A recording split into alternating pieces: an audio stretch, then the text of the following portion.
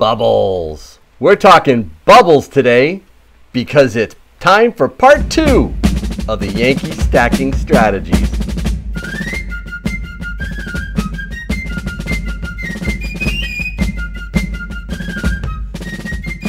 Hey everybody, thanks so much for joining me again as we discuss my current economic perspective. I'm going to end the video with how I've structured my portfolio to take advantage of our current state in the United States. Those of you outside our country, I'll touch on a few topics that affect us all, but this is primarily focused on the US. One more thing. If you're watching this, odds are I'm preaching to the choir, as they say. You already know what kind of shape we're in. We've got a pile of economic bubbles. You know we're mired in debt. You know we're playing all kinds of risky, convoluted games in the market. You know all that.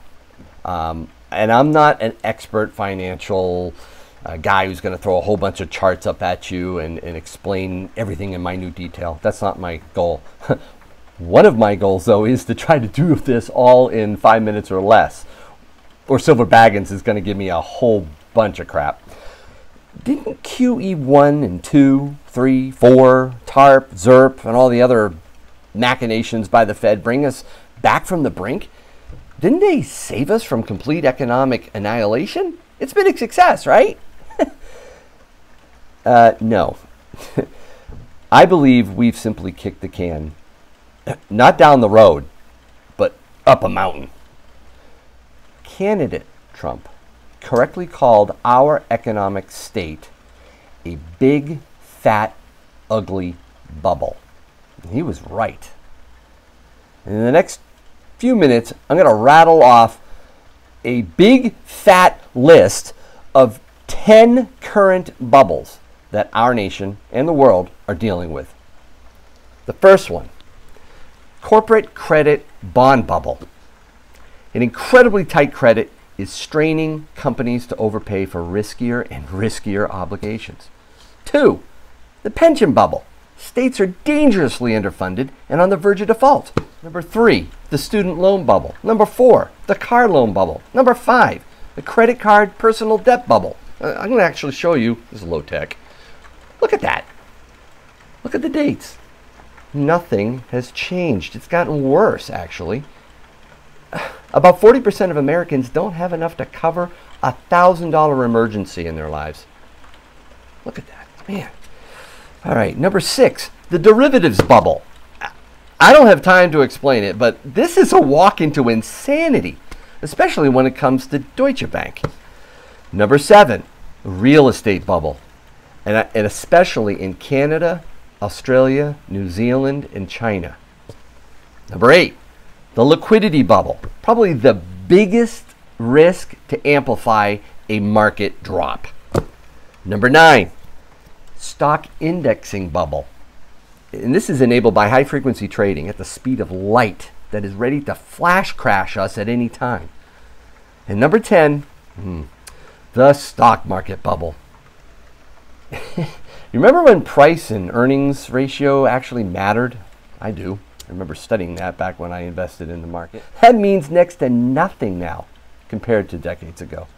And with baby boomers about to hit the time that they're ready to withdraw their investments, in other words, they actually have to start taking it out, I mean, that's going to hit the markets really hard. And what is largely propping up the stock market is corporate stock buybacks. And they're going to come to an end. Nothing has fundamentally changed at a macroeconomic level. As of the beginning of August, we are in the longest economic expansion in history. A normal business cycle is going to end this party. So what does your financial advisor say about that? What do they tell you to do? What does the banks tell you to do? What do the financial investment companies, the big guys, do? What does the Fed tell you to do? What does the U.S. government want you to do?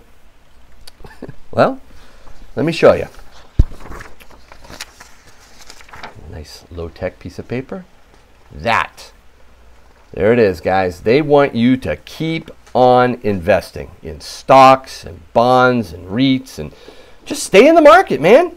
Trust paper. Yeah, favor fiat.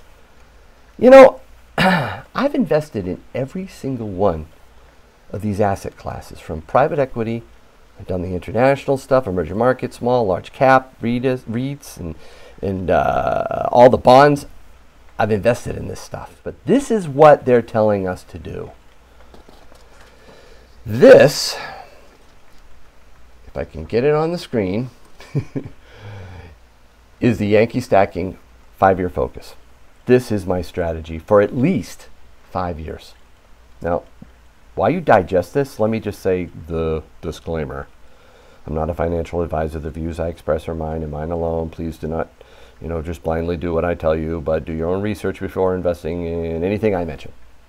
And I actually do mean that. But look at this, all right? Let me just jump to the big one that a lot of you are probably going to go, oh my word, what's that way over there? Cryptocurrencies.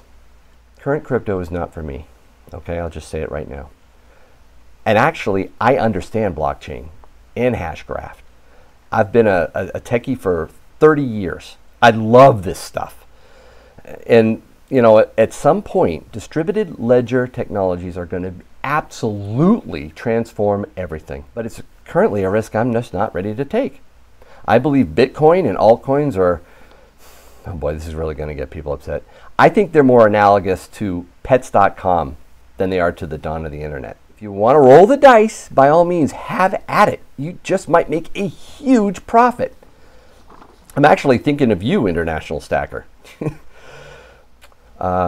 This emerging markets, nope. U.S. equities, I have a very, very, very small exposure, probably 1% of my overall portfolio in equities in my IRA, just as a short-term hedge, but that's it. I'm really not involved. And I think the U.S. bond market is going to blow up, and it's going to blow up first. That's my opinion. So where do I invest? Right here. There it is. Now, the first is property with an asterisk. It's private money lending that I focus on. I get cash flow like every month by lending money to a very established company that invests in New England-based real estate. These funds are fully collateralized against real property. That means that the investment is against actual multifamily properties that I could foreclose on if I had to and get my money back, or even possibly more. But the likelihood of a foreclosure is extremely low. I've never had to do it in the 10 years I've been a private money lender. And what's more, the LTV, or the loan to value, that's how much I'm loaning against the value of the property that is collateralized. That is very low and very safe. So this isn't a get-rich-quick scheme. We're only talking about 8 to 12% annually. And right now I'm at about 10% APY. And yes, to make that yield, you have to, accept a small level of risk. But this asset class is as safe and reliable as any investment I've ever made. It's not stocks, it's not bonds, it's not fiat, it's multifamily properties. Not single family or commercial properties either. Those are a little riskier. Now, this is legit stuff, guys. I mean, I almost don't want to do this, but I did think it was important for you to see that these are the types of checks that I get every month. This is legit stuff. This is July's. This is cash flow, guys. This is, a lot of this goes to this. I mean, I take money out of this and I say, okay, it's time to put it into the second area that I invest in, and that is precious metals. This preserves wealth, guys. This isn't cash flow, all right? This keeps your money safe. This is more like a insurance than an investment, but we do call it investments. And lastly, I'll just throw this back up here again. You can see U.S. currency at the bottom. Let me just say what I mean by that. I also pull out as much of the money I can out of the bank as possible. Whatever is savings is directly redeposited in my home bank. My wife's budget literally splits our funds between a public bank and a private bank. in our budget spreadsheet. That's how we actually keep track of it, if you will. If you guys are interested, because I've had some subscribers ask me more about that private money lending, if you really want to get more detail on that in an upcoming video, I could walk you through it. Again, I'm not making a dime out of this advice at all, but just let me know if you're interested and I'll do a video on it. Next time on Yankee Stacking, the one you've probably been waiting for, precious metals. Until then, I hope your day is A-OK.